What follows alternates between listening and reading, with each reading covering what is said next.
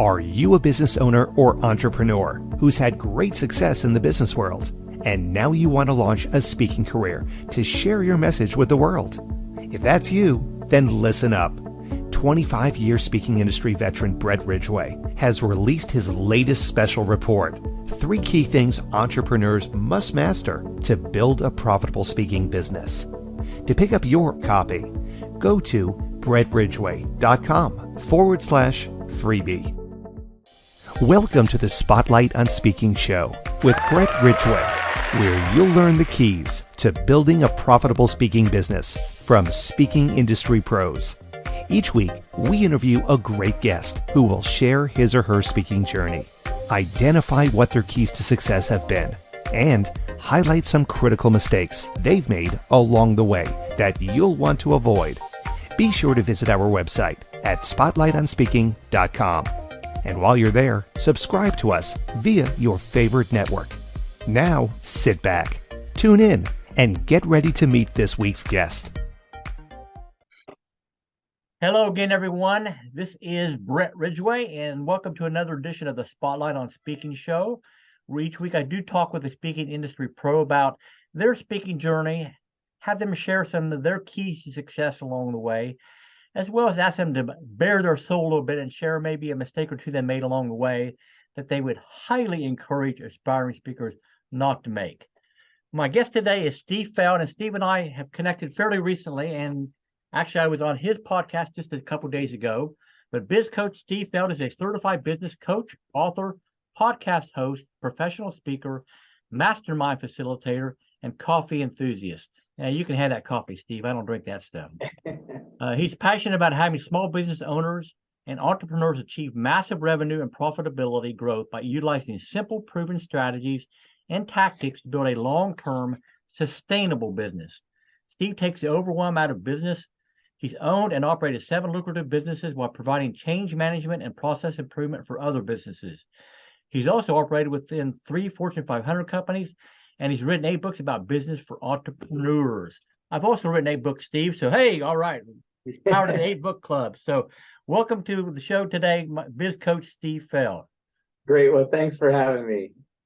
So, Steve, you've been at the speaking journey quite a while. So one of the first questions I like to ask folks, honestly, is tell me a little bit about how you got into the business in the first place, because speaking isn't something that someone normally thinks of. I want to become a speaker or whatever. They just kind of evolve into it or whatever. So, how'd you get into the business? What kind of topics did you typically speak about when you got going? What was your impetus to jump into the speaking arena? Yeah, I've always been that guy who had to stand up in front of the room, and because of my positions and turning around companies and everything and talking to everyone. And afterwards, everyone goes, "Oh, you were really eloquent and this and that." And meanwhile, I'm thinking, I death gripped the lectern the whole time because I'm nervous as heck. Yeah. I don't remember a word I said, and I got to fix this. And I kept getting now offered speaking opportunities to share my knowledge about business. And I would actually turn them down because of anxiety, speaking anxiety.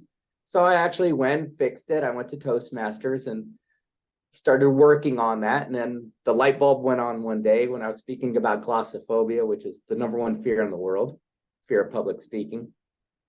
That was the moment I was already getting paid to speak, but I didn't feel comfortable. I didn't want to call myself a professional speaker because I didn't have the confidence to be on stage or have the right skill set. Then I got the skills, and all of a sudden the confidence came.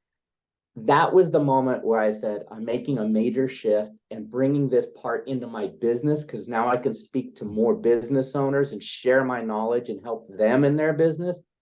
And if I pick up clients along the way, that's part of the whole gig. And, right. And then the books came after that. So it was a journey.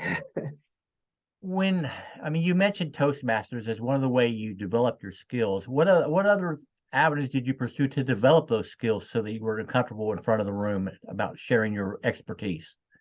Said yes to every opportunity that came along, honestly. So if someone said, "Hey, can you come to the Rotary Club and do 20 minutes on marketing?" Yes, what time? So how many years are we going back, Steve, that you actually did this Toastmasters thing and developed the expertise that you have now? Yeah, I've done, I'd say professional for about 6 years. Okay. And then maybe 4 years before that, sparkling. All right. Now I like to say and this is Bret Ridgway's definition of speaking categories, but I break it into 3 separate categories. One is the keynote speaker who likes to go, in front of a corporation or an association, and they're paid a fee for doing so. And then I have what we call the platform seller, who's going to get up and they're going to make a direct pitch from the stage about some product or service that they're offering. And then the third category, in my mind anyway, is the person who's using speaking just simply as a marketing tool. They're not directly selling from the stage, but they hope that the credibility it lends to them will inspire some people to want to seek them out for whatever their service is, whether they're a chiropractor or a plumber or an electrician or whatever it may be. Doesn't really matter. So which of those categories do you put yourself into, Steve, and why? Well, I started as the number 3, just to get out there and get the credibility. And then I shifted to the keynotes to get paid, because I'm like, hey, wait a minute, I can get paid for this. And I like that. And then it shifted to the second category, the sell from stage, because that's a different skill set that you need to have. And I started learning that skill set from unbelievable people from the stage and by being in the green room and everything else. So now I focus a lot of the time on the sell from stage. I love that. I pick up keynotes every now and then. And then, of course, the credibility, that's to your local organizations. And I'll go speak to an association, and I say this jokingly, so don't call me on it all the time. I'll speak for food if you're my right target market. So which of those speaking venues do you prefer, or all equally good in your mind? They all have a place in my business for what I do and for who my target market is. But I'd say the concentration is speaking, keynotes, workshops, because that's where I thrive the best. I'm a better workshop presenter than I am, but I get asked for keynotes and I only have this many keynotes. And it's a funny one because that people like it, so that's what I go with. I've killed the others. And then speak to sell, I love going to conferences, summits, those kind of things. And I get on those all the time because that is where your money really is, and to acquire clientele. And you're developing your expertise at the same time. So as you've been down your own personal speaking journey, Steve, what do you attribute maybe your 2 or 3 biggest keys to success have been? First of all, you're not everything to everyone. So stop that stuff right now. You need to know who your target market is, who are you speaking to, and you really need to know your why. Why are you doing it? And once I really honed in on those 2 things, I knew who I wanted in the audience and knew where my passion was. Those aligned, and then everything in my speaking business went immediately. But going to somewhere like an engineering conference where I'm supposed to give some technical thing and I'm not an engineer and try to fake it through it, that's a waste of time, and it devalues your credibility and everything else. So I knew my lane. I get asked to go on crazy events and be keynotes at very unique industry specific things that are not inside my wheelhouse, and I have to turn them down because I really know my why and I know my target market. Well, you can't be afraid to say no, certainly. And, at some point in time, I mean, you mentioned that, initially speak anywhere you can to get comfortable and build up that expertise, but eventually you've got to stop that route and pick and choose your battles so that you are apply most efficiently, without a doubt. All right, so maybe what's another key in your mind, Steve?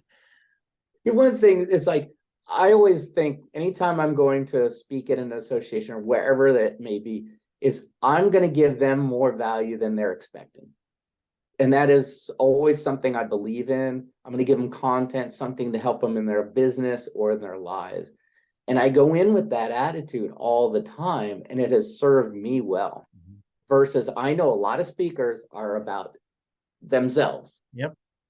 And where I'm taking the stance, it's not about me, it's about everyone who's in the crowd. That's who I'm serving. I'm serving the event organizer and the people that are out in there. And I'm going to give them everything I have. So you talk about staying in your lane. So what do you consider your lane? Who is your ideal target audience? My audience are business owner operators. So they are the owner operator of their own business. I do get a lot of leadership. So C-suite people, that's where the keynotes come in, it seems like there. I mean, I've even been asked, now this one's I didn't even know this existed.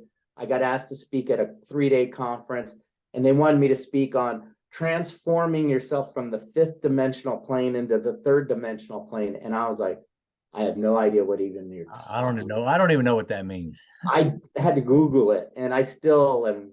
I'm like, why did you even ask me? Did you say yes or no to that one, Steve? It's a long one. I'm like, it's still like way over my head. It's not my wheelhouse. But that's where you need to know your wheelhouse and your why and who your market is. Because I know a lot of speakers who are like, why did you turn that down? I'm like, I know nothing of that subject. The people that are in the audience are not my target market. I'm disconnected. Yeah. So why would I fake that and disservice those people? And I know people who will jump all over it because they're more about themselves than the audience.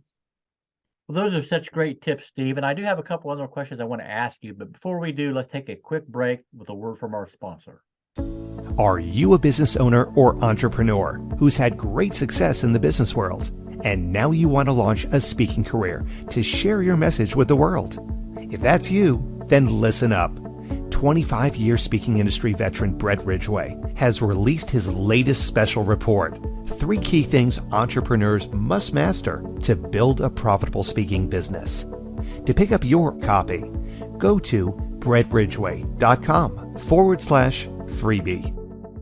And we are back with the Spotlight on Speaking show with my guest, Steve Feld. And Steve, one of the questions I love to ask people is to get them to bare their soul a little bit, so to speak, and share a mistake or two that you made along the way that you would highly encourage aspiring speakers not to make. Just one, huh? Well, I want a couple, man. I want some good stuff. Oh my God, there's so many. But I think when I first started, I was saying yes to everyone, like I mentioned, but then I realized you have to say no. So by saying yes all the time, so I was creating a presentation specifically per organization. That will kill you. Next thing you know, you have 5,000 presentations and you can't memorize them all. So learning the craft, other speakers are like, wait a minute, why are you doing this to yourself? You have maybe 1 to 3 tops, 3 maximum. Like, yeah, that's it. Change your title and change something in it, but stick with like 1 or 2 that you know inside, outside, upside down. And then I got to meet Rita Davenport, and a speaking goddess, and she told me, I got time with her, and she goes, listen, I've been giving the same presentation for 35 years. It has served me well. And she goes, I still get, my calendar is packed with speaking gigs. So why are you trying to memorize 3 or more presentations? Stop it. You know, that one's a catch-22 in my mind, because obviously there are some people that say, if you truly want to establish the best rapport with your audience, then you need to find out what their specific pain points are, right, and tweak that presentation to address those pain points, and then you'll get a better response. Others, as you say in the example you use, same thing, you know, year after year after year after year. Yeah, I say tweak it, take what you have and tweak it. Whereas I used to like, well, I'm going to create a brand new one for this one, and I'm going to create a brand new one for this one. That's insanity. Yeah. So now I take the 2 I have and I tweak it towards that audience, but I also find out the audience's pain points through the event organizer. Okay. So what are the topics of your 2 or 3 speeches that you do now? What are the titles of those? My most popular one that I get requested on is your message is money, want more money. And the other one is clear as mud and it's about communication and leadership skills. Okay. So you've been down around this block a few times, I'd say. So if somebody wants to get into Steve Feld's world, where do they go to do that, Steve? Yeah, I got my website. Well, I'm on all social media platforms, but my website is Biz Coach Steve, and that's B-I-Z, Coach Steve. And I'm on name any platform, just about every platform, primarily LinkedIn, Facebook, Instagram. I think I'm still on Twitter. I don't know. And YouTube. I don't know about Twitter.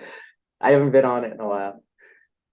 But I also am, definitely am active in the speaking world. And I would also suggest to people, and I know you're going to probably agree, I have your own speaking page, your own speaking one sheet, and it's separate from my business. So it's dedicated for my speaking side of my business. Right. I entirely agree with that. So any final words of wisdom for the aspiring speaker out there, Steve, before we wrap it up this afternoon? I would say what I was told at the very beginning when I started wondering if I should do it. And that was get out there and just do it. Yeah, you've got to overcome that uncomfortableness you may have initially, but it definitely does get easier over time. Oh, God. I mean, I've talked about it before. I was happy being in the back of the room, a guy at all these events or whatever. I kind of, that was my shtick or whatever. But, eventually I knew that I needed to get out of the back of the room and get up on stage too and share some of what I've learned along the way. So overcome your fears, get up there. You can indeed do it without a doubt. So you can do it. All right. Well, this has been another episode of the Spotlight on Speaking show. Thank you to my guest, Steve Feld, for joining me this episode. And as always, if you haven't been to spotlightonspeaking.com, by all means, go over there and register so you can be notified of upcoming episodes of the show. As well as I would encourage you to go to bretridgway.com and get my free report, 3 key things entrepreneurs must master if they want to build a profitable speaking business. But as always, I wish you the greatest of success in all that you do as you look to build your own profitable speaking business. Take care. This has been the Spotlight on Speaking show with Bret Ridgway. Be sure to join us every week as we interview speaking industry pros and have them share their best tips for building a profitable speaking business. Until next week, thank you for tuning in, and remember to visit our website at spotlightonspeaking.com so you can enjoy even more great episodes like this one. While you're here, be sure to subscribe via your favorite network. We look forward to seeing you next time on the Spotlight on Speaking show. Until then, our sincere best wishes to you for the greatest of success as you work to build your own profitable speaking business.